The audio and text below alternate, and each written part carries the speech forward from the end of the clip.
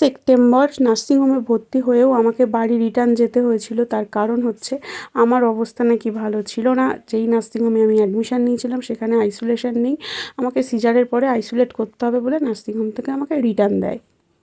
সেপ্টেম্বরের রাতটা ছিল আমাদের কাছে সবথেকে ভয়ানক রাত, কারণ প্রচণ্ড টেনশানে কাটে। একটা টেনশান হচ্ছে আমাকে ওই যে সিজার করলে আইসোলেট করতে হবে, দ্বিতীয় টেনশন হচ্ছে আমাকে যে গাইনো দেখছিলেন সে আমার মেয়েরও ওটি করেছে, মানে মেয়ের টাইমেও তার কাছে ট্রিটমেন্ট হয়েছে, এবারও তাই।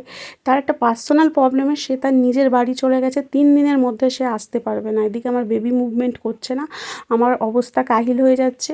তবু উনি বলেছিলেন 3 দিন পরে এসে আমার ওটি করবে। আর উনি যেই নার্সিংহোমগুলো চয়েস করেছিলেন, আমাদেরকে বলেছিলেন, তার চার্জ ভীষণ হাই। একটা হচ্ছে ব্যারাকপুর গ্যালাক্সি, যেখানের প্যাকেজও 1,20,000 টাকা, আর একটা হচ্ছে রানাঘাটের মনোরমা, তারও প্যাকেজ 1,20,000 টাকা।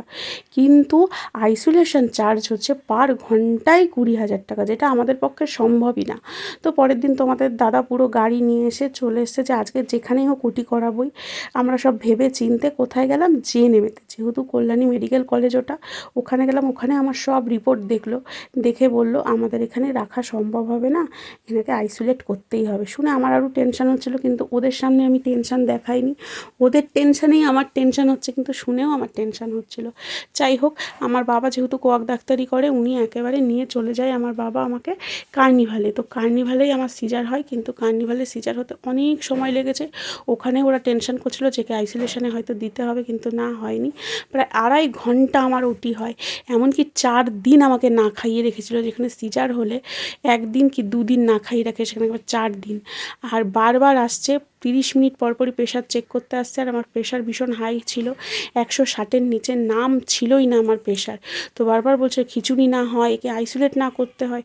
যাই হোক, বড় মা আছে, আমাকে কিছু করতে হয়নি, কিন্তু শরীর ভীষণ খারাপ, যেহেতু আমার সিজার হয়েছে প্লাস আমার টিউমার অপারেশন হয়েছে। তাছাড়াও একটা মনের ভীষণ কষ্ট, সেটা কি বলো তো, আমার মেয়ে হয়েছে তাই নিয়ে না, আমার মেয়ে হয়েছে বলে সেটা নিয়ে অনেকের অনেক সমস্যা হয়েছে। প্রথম মেয়ে, আবার মেয়ে।